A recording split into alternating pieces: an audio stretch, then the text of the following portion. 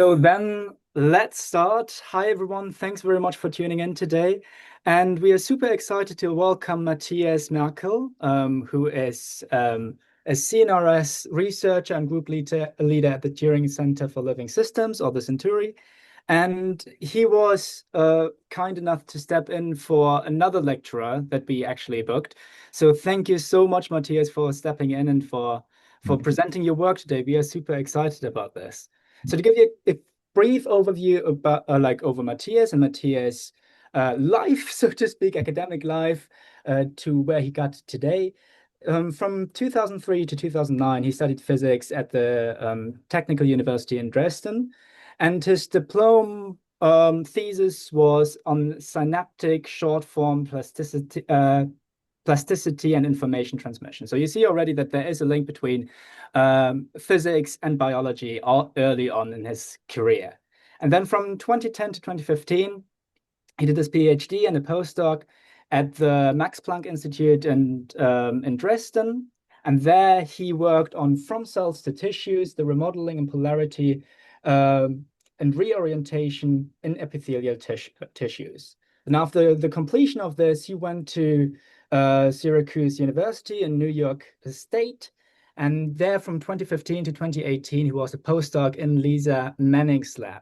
And there he worked on emergent properties of biological tissues.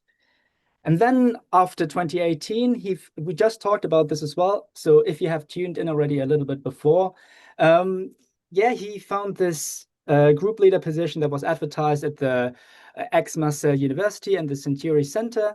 And he applied for that and he became group leader then from 2019 onwards, where he is positioned now. And in 2021, he also became CNRS researcher for the Center for Physics. And we are super excited to hear his talk on oriented flows and multicellular systems. And Matthias, thank you so much again for being with us today. The floor is all yours. Okay, thanks so much, Leo, for the introduction. And you're very welcome for me stepping in. I thank you for allowing me to talk about my research here. Okay, so I want to talk about two projects in my group that are both about oriented flows and multicellular systems. And I think I will just right away start with the first project, which is about convergent extension, or I will call it my understanding of what I want to talk about here is a bit more generic than what most people understand under convergent extension. I mean oriented tissue deformation. That was the project of my former PhD student, Matty. And what I mean by oriented tissue deformation is just a tissue that extends along one axis and contracts along the perpendicular axis, right? In intuitive terms, in more formal physicist terms, you would say a tissue deformation where the anisotropic part of the strain rate tensor is non-zero. Such oriented tissue deformation, this is a key process during development, right? Particularly, it's important for axis deformation, for axis elongation, be it in invertebrates or vertebrates, and it's also important for organ formation processes. And here I want to focus just to show sort of the breadth, the breadth of kinds of processes you can have. I want to focus on two processes. The first one, just as examples, the first one is the process of germ band extension in the fruit fly, Drosophila.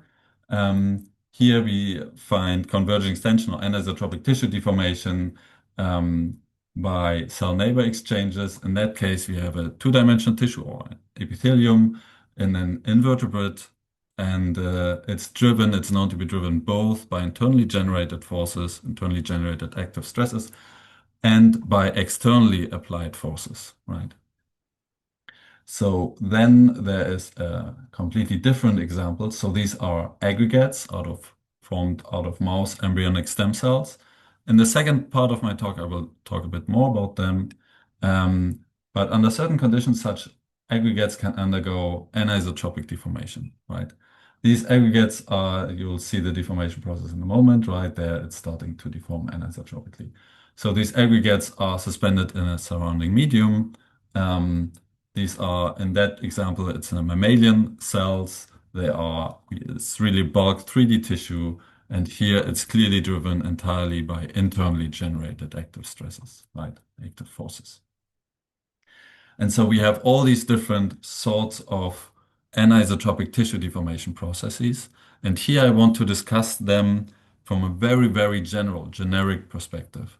And the first thing I want to do, in particular for those processes that are driven, at least in part, by internally generated forces, what I want to do is to think about what are the requirements needed to get oriented tissue deformation.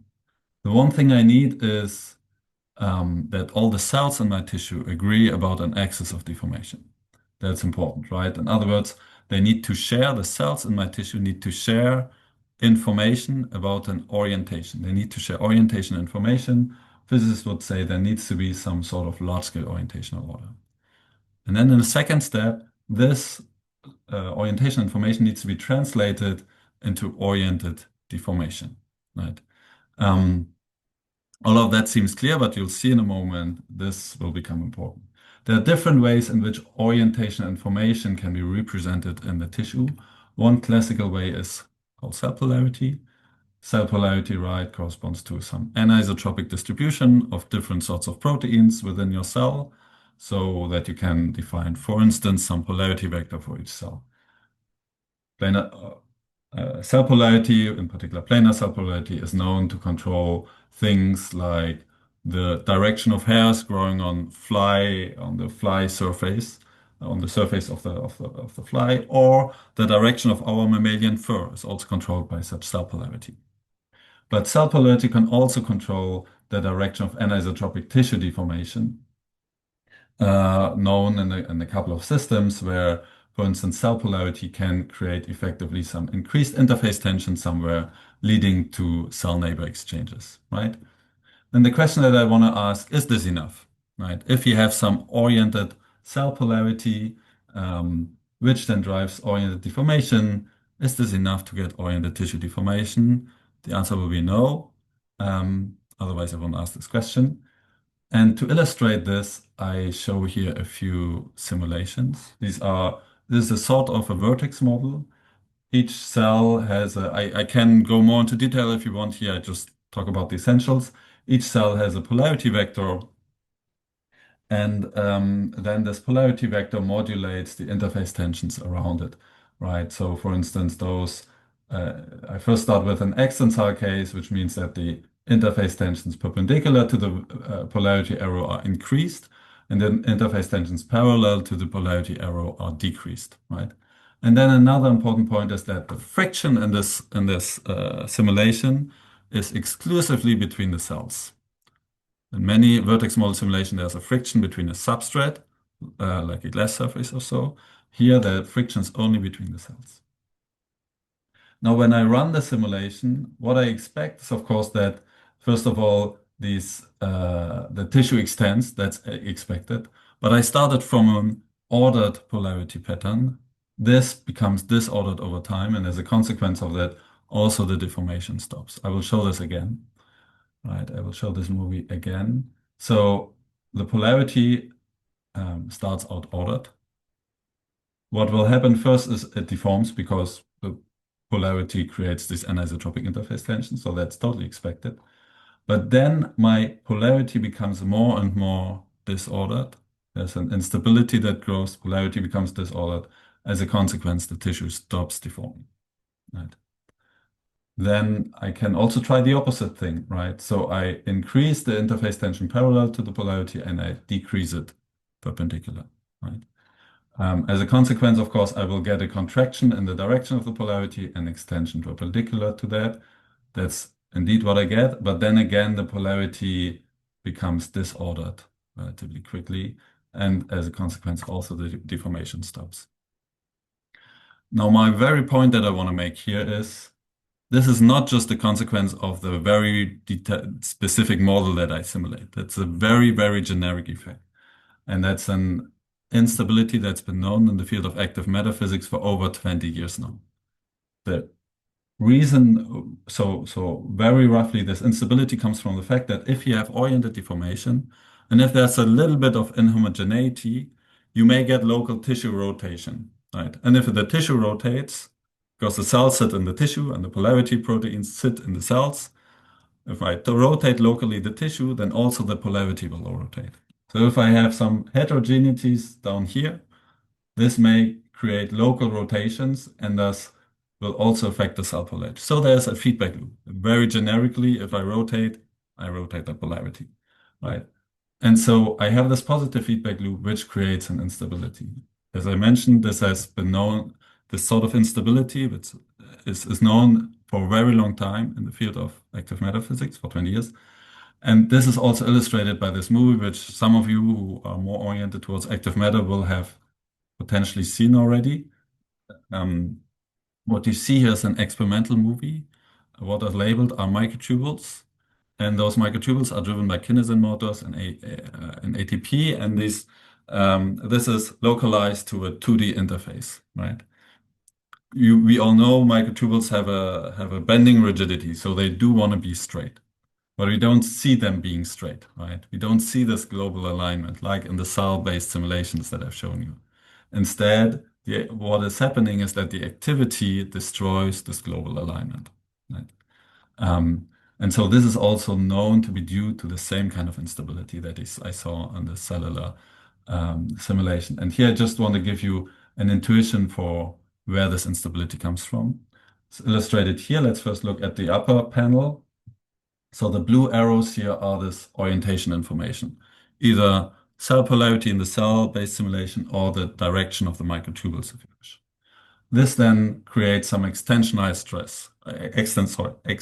stress locally, indicated by the black arrows. So the tissue tries to pull apart in this direction, which creates this anisotropic tissue deformation, right? Pure shear or convergent extension-like tissue deformation. All that seems fine, so what's the problem? The problem appears when we ask what happens if you have a little bit, a small fluctuation, what's called a band perturbation, right? So in this regime here, we have our polarity arrow slightly inclined downwards. As a consequence, this extensile stress is inclined in this way. And as a consequence of that, in addition to the overall tissue flow that we still have, we have these little yellow flows here that I indicate. And so it's flowing down there, it's flowing up there. So in this region here, we have what is called a simple shear flow, which includes a rotational flow. So in other words, we have a rotational flow that goes like this, which tends to further rotate this polarity arrow. So if you have this sort of perturbation, this perturbation acts to amplify itself. So we have a positive feedback loop, and this is what creates this instability, right? So there's this very generic instability that would appear. As we discussed before, if we want to have oriented tissue deformation, we need orientation information, so some sort of orientational field, a polar field, also called pneumatic field, which controls the direction of active deformation.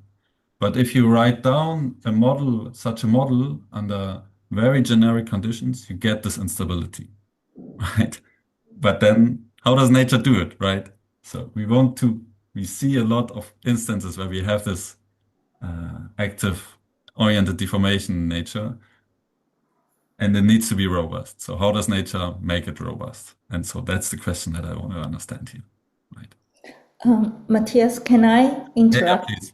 Please do. Okay, so I'm thinking of from experimentalist point of view. Please. So on the right side, it is the two requirement to have for the instability to occur is one is polarized molecule. The second is the activity of the molecule, which is driven by ATP. And then on the left side, you have these polarized cell. Yes. And then the second requirement would be the traction force, right? The activity, equivalent to the activity of ATP-driven. Yes, exactly. So in the cellular systems, there are different sorts of activity. What you have mentioned is the traction force, where a cell walks on a substrate. But cells could also pull on each other, right? So what I showed in the simulations are interface tensions, right? So you can get activity, for instance, if active anisotropic stresses under certain conditions also, if cells pull on each other in a directed manner, right? So not necessarily. interfacial tension is coming from the adhesion, right? Yes, it could come from adhesion. It could also come from the fact that you have an anisotropy of some myosin induced contractility, or there are different ways, right? Okay. There's, yeah, yeah, yeah. Okay. Thanks. Sorry. Yeah, you're welcome. But it's a very good point. If you have a substrate, that is the one potential possibility to stabilize this. But in many cases, you're not necessarily having a substrate, a solid substrate, right? If you think of a limpet also. And so there may be different ways to stabilize this, and so we asked what can stabilize this, and we focused on another question. Can maybe morphogen gradients or signaling gradients stabilize this orientational instability, right? So, right, most of you will be very familiar with this. So, morphogen or signaling gradients, right? We're talking about a molecule that appears in a patterned way, that has a pattern concentration with a tissue scale or even organism scale gradient. And this is known to organize morphogenesis, in particular in the context of positional information, right? What you see here on the left image is a gradient of the molecule becoid in the Drosophila embryo. And if you're a cell and you want to know, am I supposed to form a head or tail of the embryo? You measure, for instance, in a rough scheme of things, you measure the concentration of becoid and you know where you are and you know what you have to do. This concept is called positional information.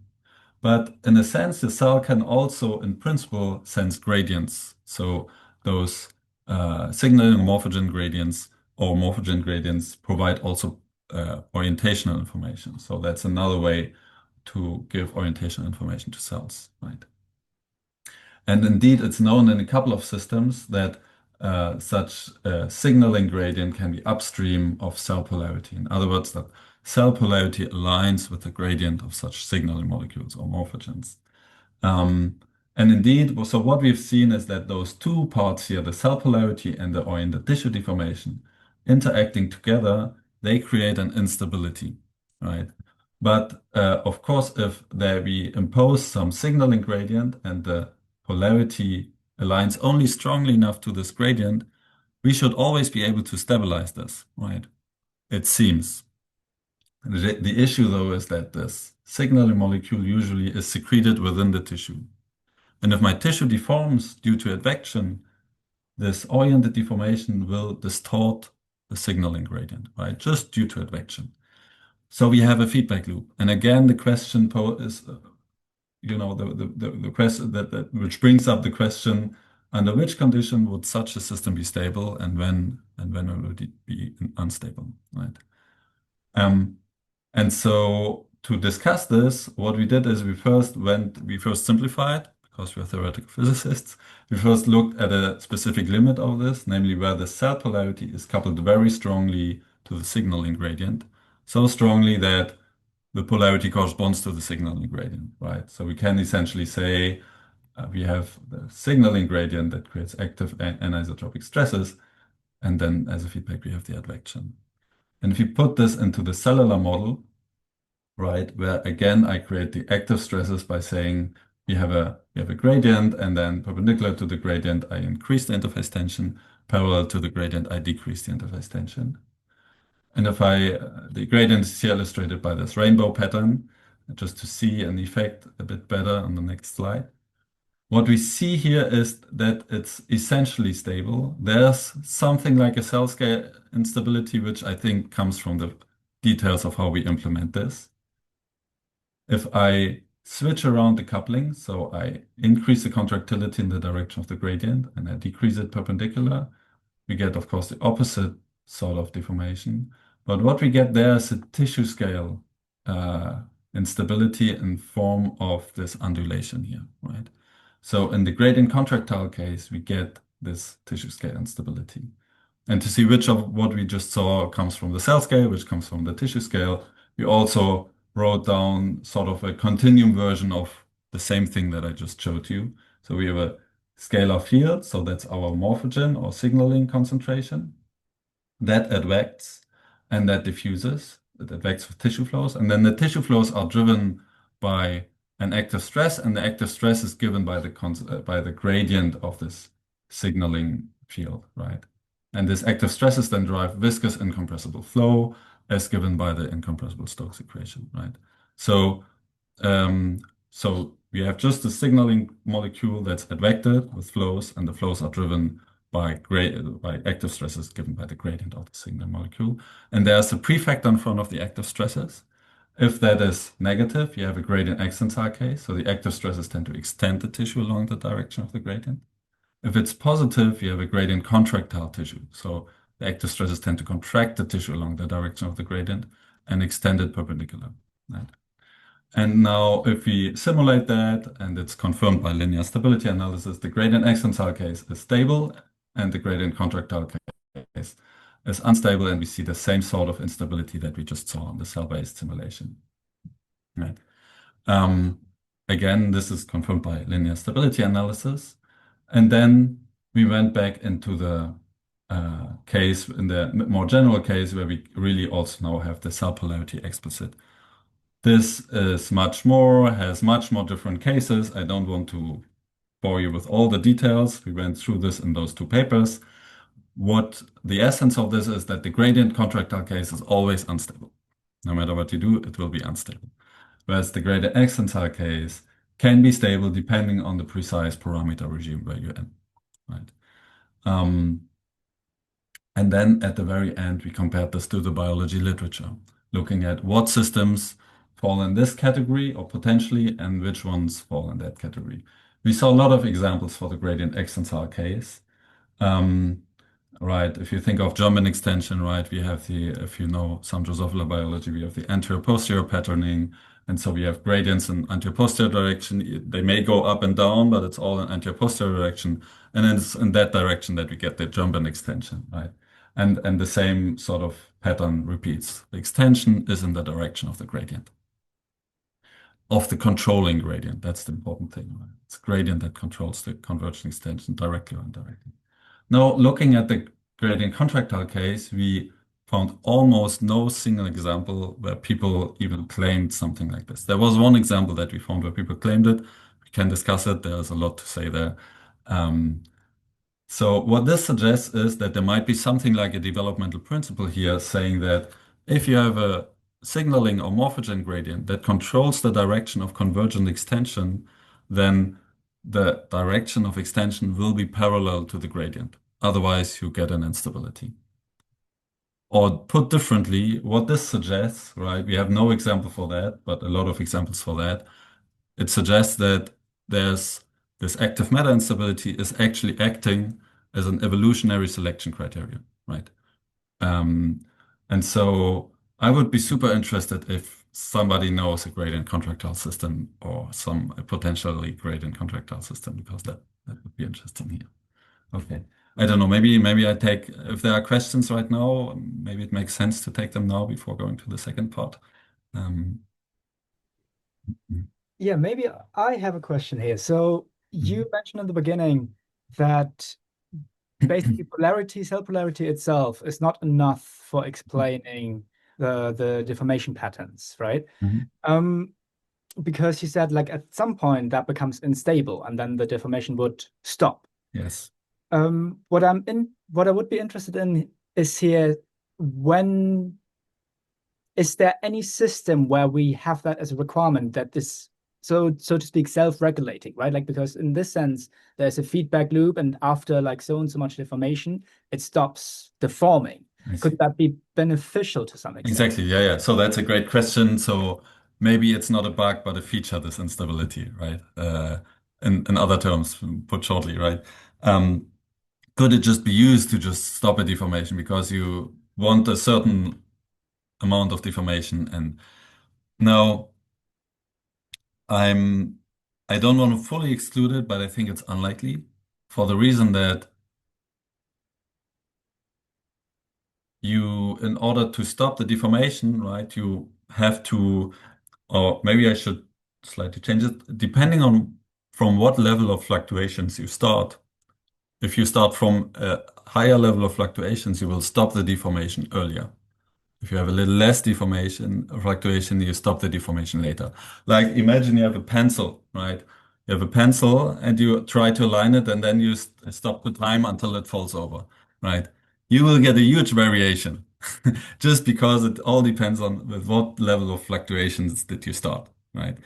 And it's the same sort of thing. So maybe it's used, but I would be surprised. I would be super surprised, right? And my picture of how morphogenesis works would rather be that there's another mechanism that tells all the cells, okay, and now we stop deforming. You still have the information about the axis, but let's just stop deforming, right? There's a homogeneous signal that is more of a scalar nature, not of a directional nature, that tells them let's now stop deforming because we know by some reason we are long enough or something like this, right?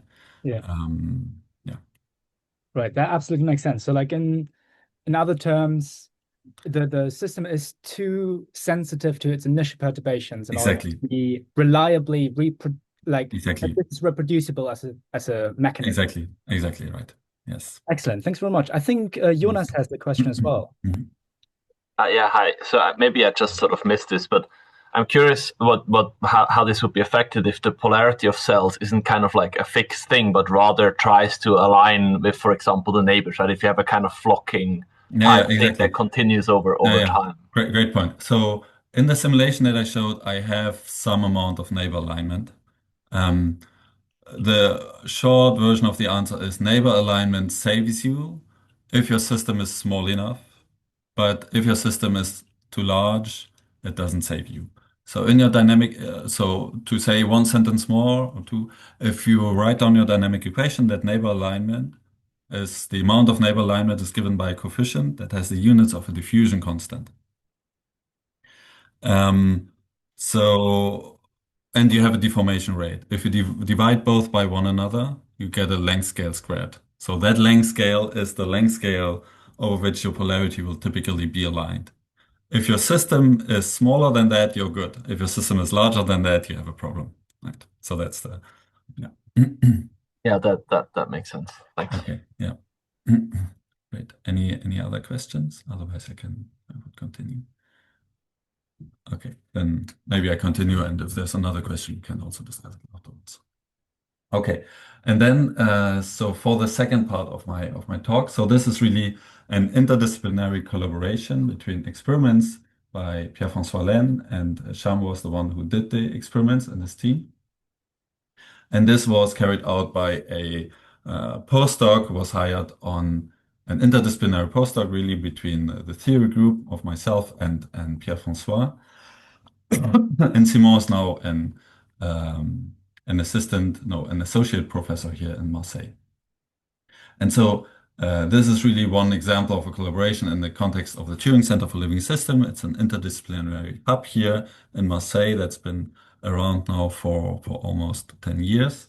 And here it's really what we do is we try to address, or we are addressing biological questions where biologists, physicists, mathematicians, engineers work together, and we are really have now built a interdisciplinary community across, I think, over 16 or 25 different institutes here in Marseille. Okay, just to do some Marseille advertisement. Okay, so all of us together, we are interested in the formation of body axes or vertebrate body axes. So, right, pretty much all vertebrates have different body axes, head to tail, left to right, front to back. And these body axes emerge during embryogenesis and very early during embryogenesis because the organs just need to know where to go. So that's why it needs to emerge early on. If you want to study this process during mammalian embryogenesis, that's very difficult because this usually happens in the uterus. So one sort of thing that people do is to study an in vitro system that mimics some aspects of the in vivo process. And so what people do is they take embryonic stem cells, in our case, mouse embryonic stem cells, and you make them aggregate. And initially, those aggregates are essentially isotropic, but then over time, they break rotational symmetry, or in other words, they polarize in terms of the expression patterns of a few genes. Here I focus, for instance, on the transcription factor brachyury, which is shown red here in this paper. And almost concomitantly with this symmetry breaking, with this polarization, we get an elongation along the axis defined by this polarization. This, we can also look at a movie, this time created by Sham. So what you see here in terms of the color is a proxy for the expression pattern of this transcription factor brachyury. So it's an early marker for mesodome differentiation. Initially, as we see, it's roughly isotropically distributed. But then if I play the movie over time, the brachyury becomes more and more anisotropically distributed with a higher concentration at the bottom and a lower concentration at the top. And we want to understand, how does this work? What's the mechanism behind this polarization? In particular, what are the cells doing collectively to agree about the polarization, about the direction of polarization? And then in order to address this question, we first quantify the degree of polarization. To do this, we define a dipole moment of the brachyury distribution given by this formula. If you're not familiar with a dipole moment, I will give you an intuitive explanation. So what we do is we look at the distribution of brachyury given here by this spatially varying field. And we go over all points inside of this cross-section of the gastruloid. And everywhere we weigh the relative vector of the center to that point. We take this vector and we weigh it with the local brachyury concentration, right? We do this for all points and we sum it up. And of course, wherever we have a larger brachyury concentration, those vector will have a higher weight. So if we integrate this, we get in total a polarity vector that points downward, because we have more brachyury at the bottom. So in other words, what we get out of this is a vector. The magnitude tells us the degree of polarization and the angle tells us the direction of polarization, right? And then we can apply this measure. Here we look at the magnitude depending on time. This magnitude increases with time, corresponding indeed to our visual impression that we get more and more polarization over time, right? Now, the question is, what are the cells doing in order to increase this polarization? Because they can do different things. For instance, the cells at the bottom could express over time more and more brachyury, and the cells at the top, maybe they lose brachyury. Or cells that happen to have more brachyury just move to the bottom in a diffusive manner, or they can flow. So the cells can flow on a large scale. There may be large scale flows, and cells are advected with those flows in a way to also amplify this polarization. Or differential growth could contribute to this polarization. And now what we did in order to understand which of these contribute how much to the polarization, in order to understand this, what we did is we took this dipole moment, this formula, and we first of all just took the time derivative. So in other words, we ask what makes this dipole moment change. And we realized so that this can be decomposed into three contributions. I will comment on the last one later. So this can be decomposed into three contributions, purely mathematically, right? So far, there's no assumption or anything. We just take the dipole moment, we take the time derivative, and then we have those three formulas. All three formulas only depend on the brachyury distribution, phi, and on the velocity field. The velocity field is we extract using optical flow or PIV. So we have coarse-grained brachyury distribution and the coarse-grained velocity field. Then we look at the formulas and we realize, oh, this is a contribution related to differential growth, right? We have the divergence of velocity here. Or this one is related to advection. And then if you look at this, we see that we have sort of the dipole moment of the advective derivative of our concentration. In other words, that's related to the change in expression. That would be this differentiation contribution. However, all of the fields, the velocity field and the phi, they're coarse-grained fields. So we are not sure that if the concentration is locally increasing, if this is due to expression, or if a single cell moved into this spot, right? So In other words, we need to lump those two contributions together and call that reaction diffusion contribution. To differentiate, to distinguish between those two contributions, we would need to track all the individual nuclei. We are working on this. It's quite difficult because these are mammalian cells that have huge nuclei, and both segmentation and tracking are tricky. But we're working on this. So far, we lump those two contributions together. Okay, and then I mentioned this, there's a fourth contribution. So if you have a 3D, so in this case, we have a 3D system. If you had three-dimensional data, those three contributions would be the only contributions, and this would be an exact equation, which also tells us there's no other contribution actually. But we have two-dimensional data, which means that we have a three-dimensional system, and we have only a cross-section due to microscopy limitations, due to scattering and so. And so what we did is we added a fourth contribution, which are due to 3D effects, right? Contributions to the polarization, to the 2D polarization coming from the third dimension. And then now that we know what contributes to the change in polarization, we can integrate those variables over time to see, depending on time, what is the total contribution of these different effects to the total polarization, right? So the black curve here shows the change in polarization of these gastroloids, and all the other curves show those different contributions to it.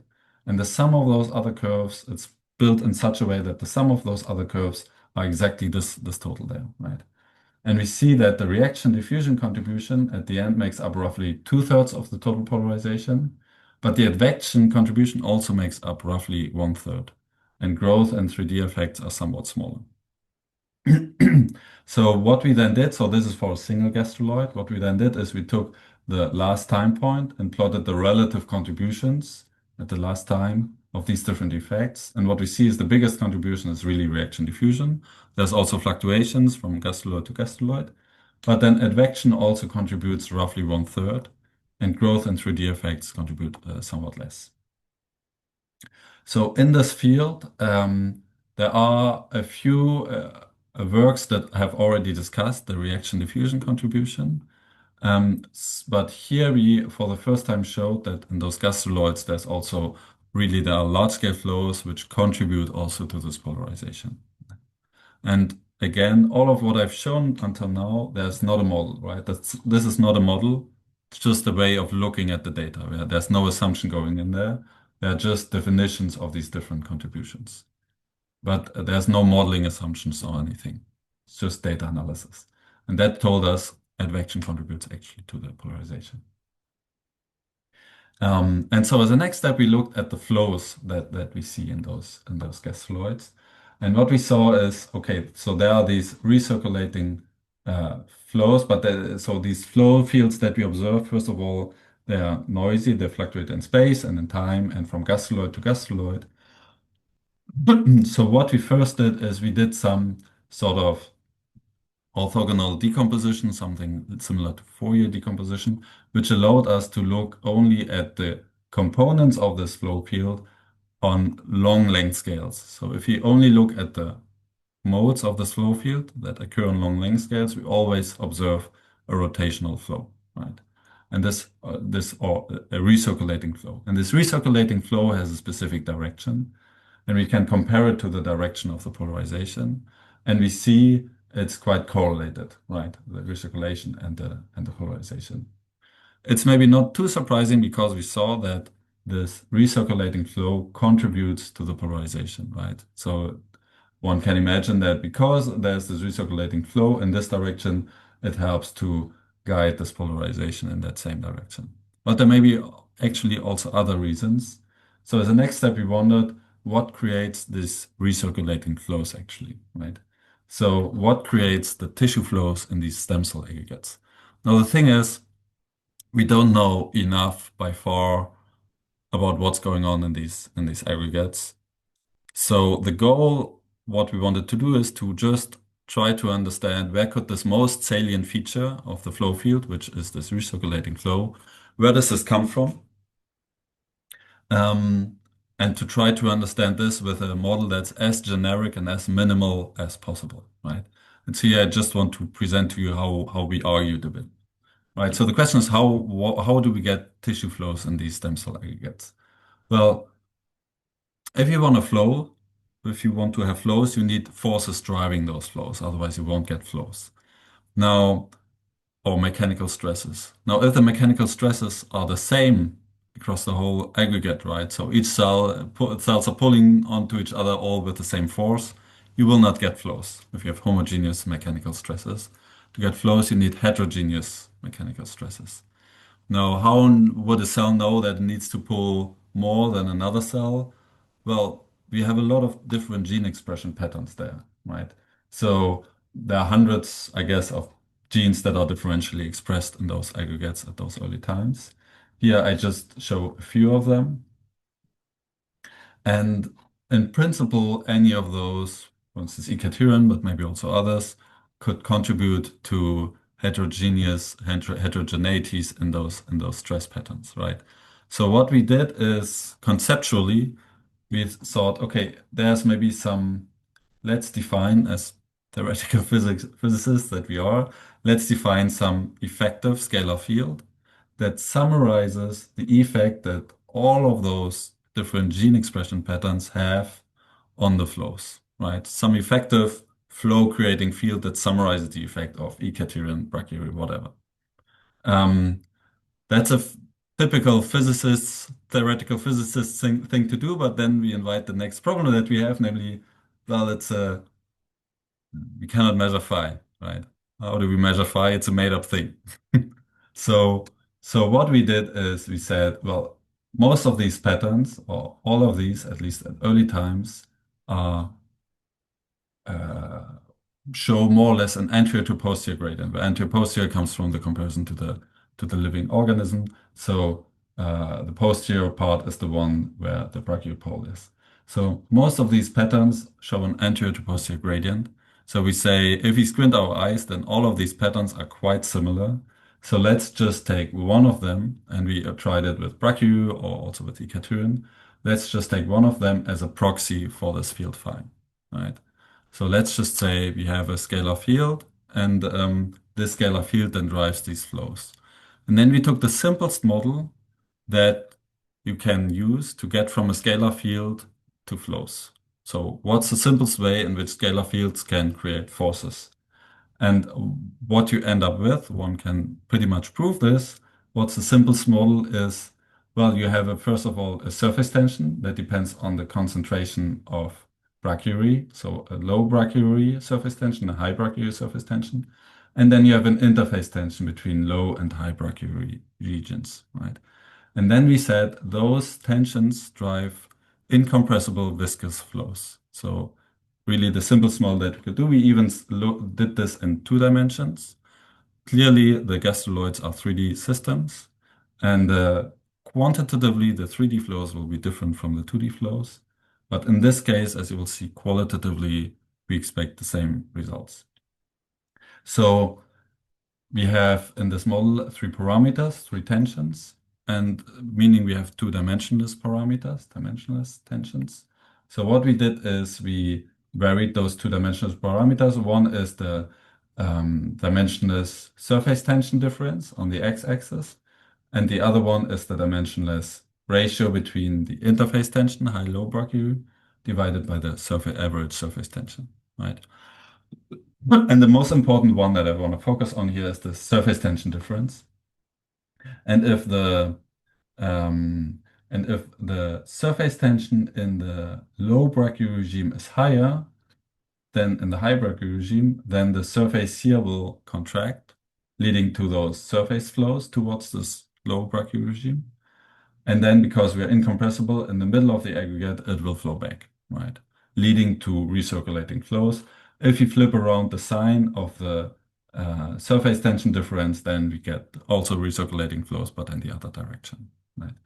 And so the correct sign that we observe in the experiment is this one, right? So in the middle, the flows go towards the brachyury, suggesting that the flows that we observe might be driven by a surface tension difference, where the surface tension of the high brachyury regime is lower than that of the low brachyury regime, right?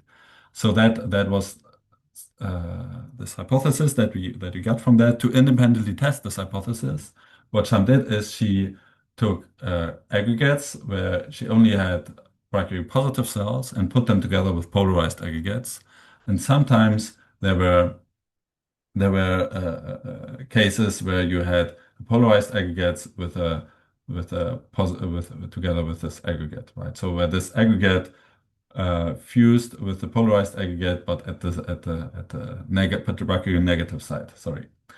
And as a control, we let two T brachyury positive aggregates fuse. And then we observed the interface angles over time to get an idea of the ratios of the surface tensions and interface tensions. And so what we got is that we absolutely got the expected case for the control, right? So we get a 180-degree outer angle and we got 90 degrees inner angles. But for the other case, for the heterotypic fusion, we see that this green curve is above the blue curve, which means that we have this surface tension difference in this between the brachyury positive and brachyury negative regimes, and with the right sign as predicted by our simulations.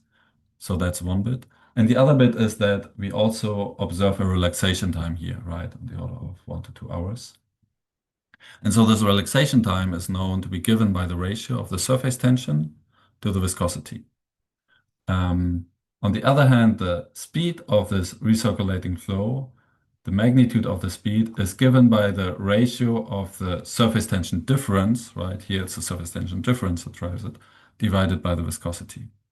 So knowing the surface tension divided by the viscosity, we could confirm that, at least order of magnitude wise, the sort of surface tension difference that we measure is enough to drive the recirculating flow with the speed that we observe, order of magnitude wise, right? So suggesting that indeed it's those polarization of the aggregate that drives this recirculating flow. So in other words, what we have is that on the one hand, we have those flows that amplify the polarization. On the other hand, we have that the polarization could be behind those recirculating flows, suggesting that there might be this positive feedback loop. And if we want to have spontaneous symmetry breaking, we need a positive feedback loop, right? We need stability that grows and instability that grows. And but this cannot be the whole story, right? Because what I've shown you, as I've shown you, the advection makes up only 1/3 of the polarization, and the reaction diffusion term is more important. So as a next step, in the future, we will much more closely look into this contribution. Simon and I also worked on a theoretical paper where we looked at the interaction of this diffusive unmixing together with this interface tension-driven unmixing. But really, in the future, we really want to include this reaction term, the cell differentiation, into the whole picture in a data-driven way. Okay. And with this, yeah, maybe I talk. So this is I have on my watch 46 minutes. Do we have another 2 minutes or? 2 minutes is all right. Yeah, absolutely. Okay. Go ahead. Yeah. Then maybe I very briefly touch on two sorts of projects that I'm working on in my group. So one other project is with Tomale Cree and together with two postdocs that on this project. And we were wondering, so this is about Drosophila embryogenesis, where we observed also again oriented flows. And as you see in this movie, right? So we see this flow goes in this direction.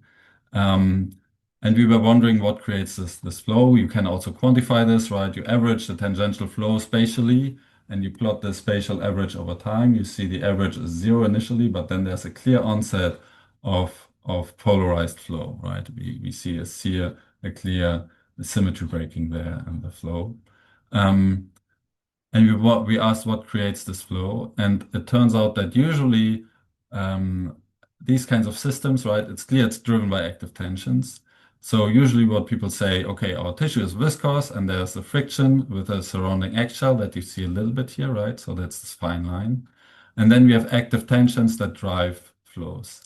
But if you ignore this, let's ignore this term for now. If you just have those three terms actually, and if the friction is homogeneous, then you never get symmetry breaking. You cannot get it. We can prove it in just 2 minutes or so.